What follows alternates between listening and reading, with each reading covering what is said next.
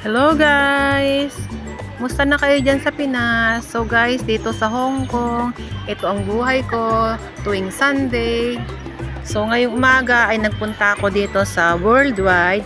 Ito yung building kung saan makikita mo ang mga produkto na galing sa atin sa Pinas. So kung gusto nyong, kung kayo OFW dito sa Hong Kong at gusto nyong bumili ng mga pagkain o mga produktong galing sa Pinas, dito kayo magpupunta. So ito ay located sa Central. So ito guys, pagtanong nyo lang, ang pangalan ng lugar na to ay Worldwide. So dito makikita nyo ang lahat, mga damit, mga pagkain, pati mga alahas, pati mga murang cellphone, mga hulugan or cash, dito nyo siya makikita. So guys, ayan, ikot-ikot lang ako kasi may pinuntahan lang ako dito nitong umaga. And after kong magawa yung aking gagawin is naglibot-libot na lang ako.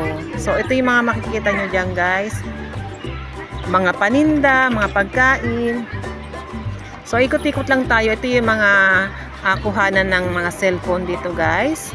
Pwede kayo mag-installment, pero kailangan yan ay meron kayong contract.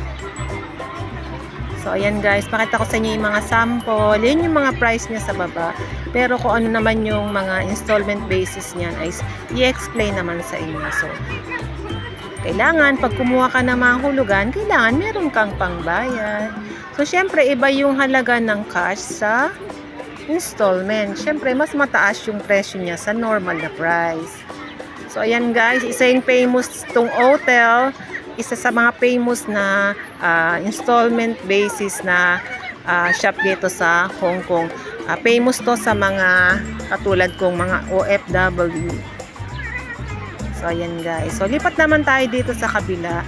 So dito makikita nyo dito yung isang malaking restaurant na kung saan maraming kumakain ng mga Pinay. So dito guys, medyo pricey siya. Pero okay lang naman, medyo affordable naman to sa mga medyo nakakaluwag-luwag o nakaka-LL. So ayan, dito meron din naman dito mga tindahan na iba pa. At tulad nito, tindahan ng mga alahas, yan ay cash and installment din. Ito ay layaway. Pag sinabing layaway, babayaran mo muna, installment, and then pag nabayaran mo na lahat, saka mo siya pwede makuha. So legit naman yan guys, talagang mga real gold. At syempre, kailangan tama yung mga grams o yung timbang. So ayan guys, nakakita ko dito ng engagement ring yung 299. Joke lang, hindi yan 299. Viral kasi ngayon sa social media yung 299 na engagement ring. So hindi yan 299. Real gold talaga yan. Tsaka yan ay mga legit na real gold. So dito naman sa side na to, makita nyo ay may mga tindahan ng mga kumot. So since ngayon ay winter, ang makikita dyan ay mga fleece na kumot. So dito naman sa side na to, ikutin din natin at makita naman natin dito yung mga murang mga damit. Dito nga pala sa Worldwide guys, may mabili kayo mga 20-20 lang dyan. So ang galing ano. So dito naman yung BDO. Kung gusto nyo mag-ipon, mag-remit, pwede dito. And then yan, ikutin pa natin yung sa banda sa side dito guys. So dito meron na naman siyang isa pang bilihan ng mga alahas. At dito sa likod ay meron namang Pacific Ace. Dito rin ay remittance center. So dito ka tayo magpapadala pag tayo ay nasa Hong Kong. So alam natin na safe na makakarating yung ating pera sa ating pamilya. So dito tayo sa may bandang likuran at makita nyo ay another na naman na Filipino shop. Yan, may nabibilan din dito ng mga gown guys. So yan, sa mga mahilig mag-model dyan, ikutin nyo yung likod na yan.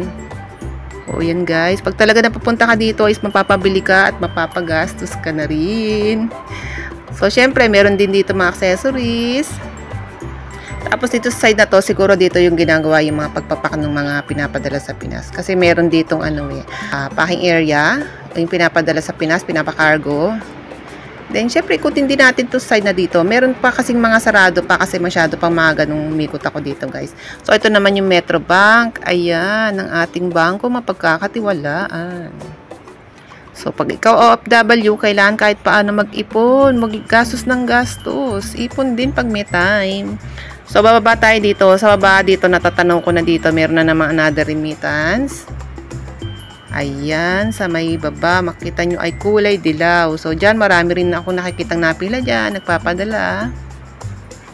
Ayan, money transfer. So, dito guys, ay umikot-ikot din ulit ako dito.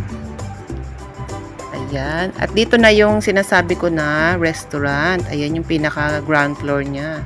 So, ito yung makikita nyo na mga nabibili dito, guys. Ayan. Since breakfast, ang naka-display dyan ay syempre, yung mga pang-almusal. So, ayan siya, guys. May 95, may 40 plus. Ayan, oh.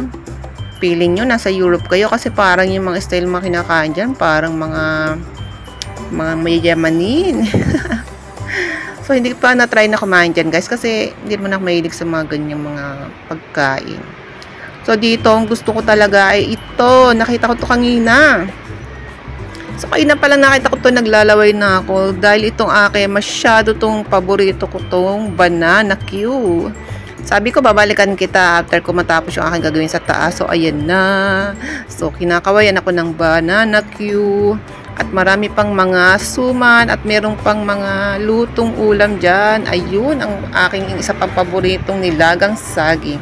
So guys, napaka-memorable sa akin yung banana Q. Alam nyo ba guys, nung high school ako dyan ako nabuhay. Kasi syempre ako'y nagtitipid ng mga panahon na yon. Masyado tayong nagtitipid ng mga panahon na yon. Tayo ay dumaan sa matinding pagsubok sa buhay. So yan, kinain ko na yung aking banana. Hindi na ako nakapagpintay. At syempre, pahumanap ako ng isang magandang pwesto kung saan ako ay makakapag-video at pakita ko ang aking banana Q. So, ayan guys. Titingnan nyo guys ha. Sobrang simple pagkain yan. Pero alam nyo, sobrang memorable talaga sa akin yung banana Q na yun guys. Diyan ako nabuhay talaga nung high school. Diyan ako nakaraos. Nagtitipid sa baon. So, banana Q ang laman ng tiyan. So, ayan. Sobrang mahal na mahal ko yung pagkain na yung banana Q. Kahit nung dalaga ako, nung nagtatrabaho na ako, hindi ko nakakalimutang bumili at gumawa minsan ako na nagluluto ng banana Q. So, dito naman, umikot naman tayo sa Exit E. So, after kong kumain, ikot-ikot muna ako kasi masyado pa namang maaga. So, ayan na makita nyo sa Exit E. Dito nyo makita yung mga sasakyan na transportation dito sa Hong Kong. Katulad niyan, double-decker na bus. So, dito rin sa Hong Kong site ay makikita nyo ang tram. So, ang tawag dyan ay ding-ding. So, try nyo sumakay dyan guys. Napakamura lang ng pamasahe dyan. Barya-barya lang, $4. So, yan. Nakita nyo. Tapos, andyan na yung mga branded na mga signature items dito. Yung mga shop na mga mamahalin. Mga, ayan, makikita nyo. Pakita ko sa inyo kung ano yung mga nabibili dito sa Hong Kong. So, dito talaga idinadayo ng mga foreigner para bumili ng mga ganyang brand.